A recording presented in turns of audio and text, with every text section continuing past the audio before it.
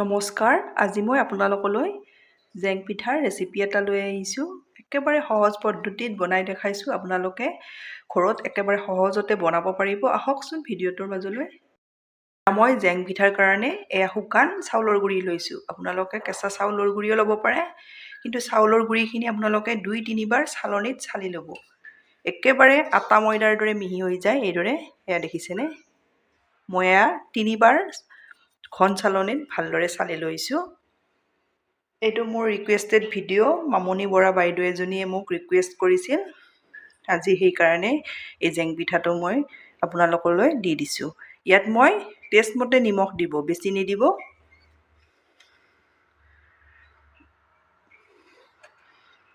নিমখখিনি দি চামুচখনেৰে এইদৰে মই ভালদৰে মিলাই লৈছোঁ।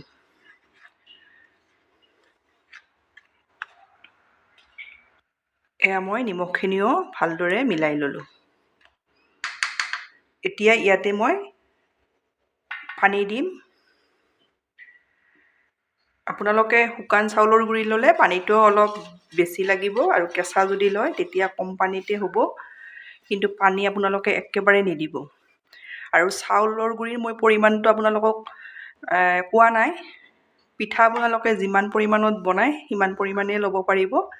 মই বাতিয়ে দি দিছোঁ, এবাতি।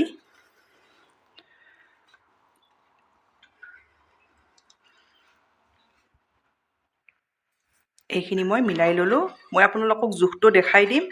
এতিয়া ইয়াত মই দি দিম এচামুচ জোখত ৰিফাইন। বেছি দিব নালাগে, এচামুচ এইদৰে দি দিব।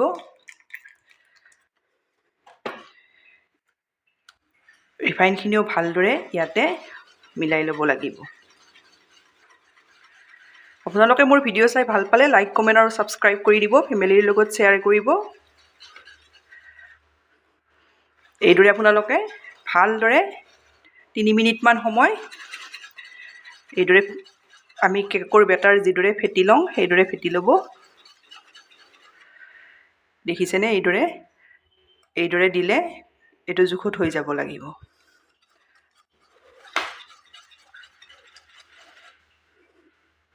এই জোখটোত হৈ গ'লে আপোনালোকে জানিব হৈ গৈছে বুলি। মই শুকান চাউলৰ গুড়ি লৈছোঁ, সেইকাৰণে মই 10 মিনিট ঢাকনিৰে ঢাকি এইখিনি থৈ দিম।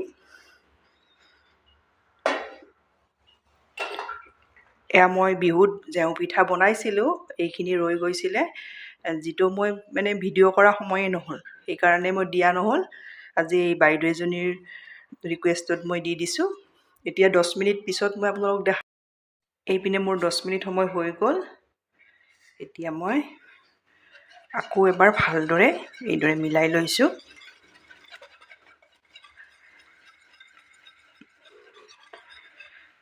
আপোনালোকে এইদৰে চাব। দেখিছেনে? এইদৰে পৰিব লাগিব। দেখিছে? এইটো জোখত হ'ব লাগিব। মই আপোনালোকক ভালদৰে দেখাই দিছোঁ।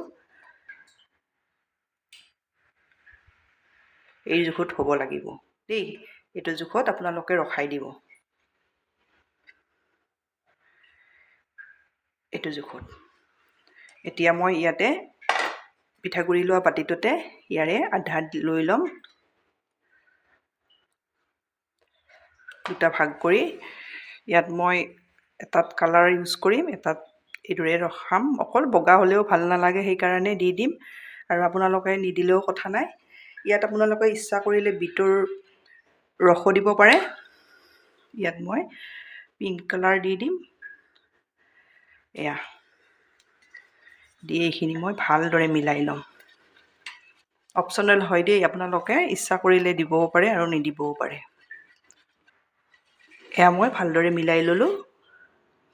এইদৰে এইখিনি 2খিনি মোৰ ৰেডি হৈ গ'ল। মই পিঠাকেইটা ভাজি যাম। এইদৰে আপোনালোকৰ চচৰ বটল থাকিলে এইদৰে পিঠাগুড়িখিনি ভৰাই ল'ব। পিঠাৰ যিখিনি মিশ্ৰণ আমি ৰেডি কৰি লৈছোঁ, বেজি এটাৰে মই এইদৰে ফুটা এটা কৰি লৈছোঁ। দেখিছেনে? একেবাৰে সহজ পদ্ধতিত বনাব পাৰিম। এতিয়া মই ননষ্টিকৰ কেৰাহী এখন লৈছোঁ। আপোনালোকে তাৱাতো ভাজিব পাৰে। যিদৰে ভাল পায় আপোনালোকে সেইদৰে ভাজিব পাৰিব পিঠাকেইটা। এইদৰে অকণমান লৰাই ল'ব দিয়াৰ আগত। এতিয়া মই ইয়াতে দি যাম। এইদৰে একেবাৰে সহজ পদ্ধতিত বনাই দেখাইছোঁ। আপোনালোকে এইদৰে সহজতে বনাব পাৰিব। এইদৰে আপোনালোকে 5-6 ছেকেণ্ড থৈ দিব।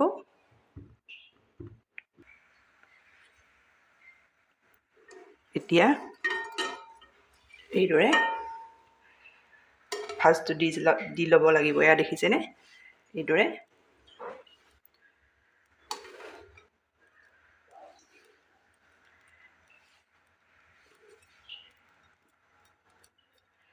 এটা হৈয়ে গ'ল মোৰ।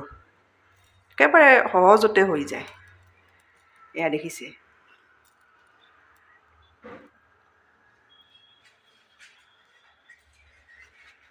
এতিয়া মই এয়া থাল এখনত কাগজ এখিলা পাৰি এইদৰে লৈছোঁ।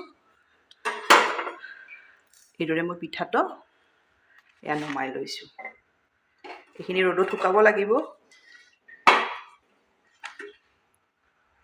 আকৌ এইদৰে বটলটো অলপ লৰাই ল'ব, লৈ এইদৰে দি যাব।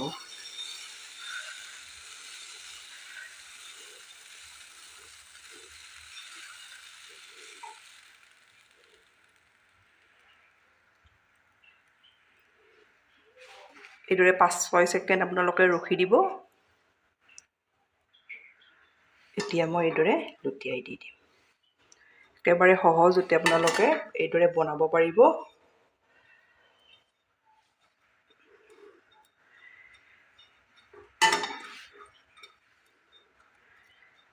এয়া মই দুটা আপোনালোকক এয়া দেখাই দিলোঁ।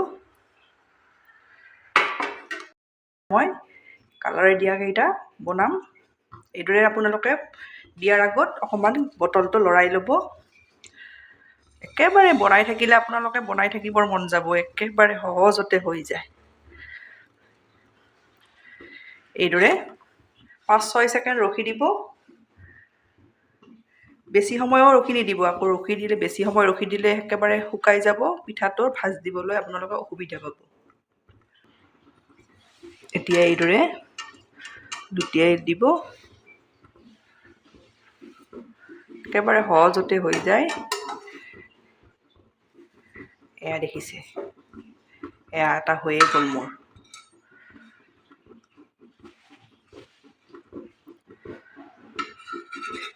এইটো মই এতিয়া নমাই ল'লোঁ। এতিয়া দ্বিতীয়টোও দেখাই দিছোঁ।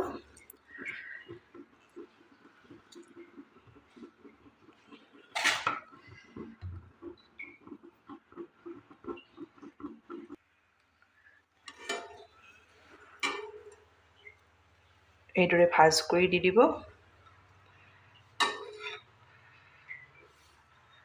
এয়া মই আপোনালোকক দুটা দেখাই দিলোঁ। ইয়াৰেও এইদৰে মই গোটেই পিঠাকেইটা ভাজি এইদৰে ৰেডি কৰি লওঁ। এয়া এটা, এয়া দুটা মই ভাজিলোঁ। এইদৰে গোটেই পিঠাকেইটা ভাজি লওঁ। এয়া মোৰ জেং পিঠা ৰেডি হৈ গ'ল। এয়া মই ৰ'দত শুকুৱাই আপোনালোকে 2-3 ঘণ্টা ভালদৰে ৰ'দত শুকুৱাই ল'ব। আৰু বেছি দিনলৈ থৈ খালে মাজে মাজে ৰ'দত দি থাকিব। এয়া দেখিছেনে? বহুত বেছি ভাল হৈছে। আপোনালোকে এইদৰে বনাব। মোক ৰিকুৱেষ্ট কৰা বাইদেউজনী আপোনাক দি দিছোঁ। এইদৰে বনাব। বনাই আপোনালোকে কেনে পায় ক'বচোন। এতিয়া মই আপোনালোকক দুটা ভাজি দেখাম। মই কেৰাহীত তেল দি দিছোঁ। তেলখিনি ভালদৰে গৰম কৰি ল'ব। এয়া দেখিছেনে? দিয়াৰ লগতে এইদৰে ফুলি আহিব।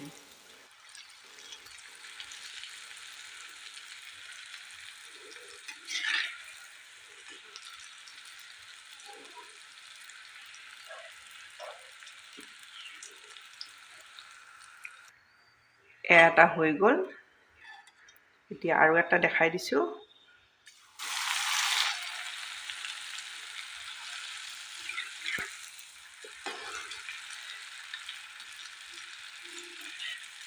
এইদৰে ভাজি আপোনালোকে খাব।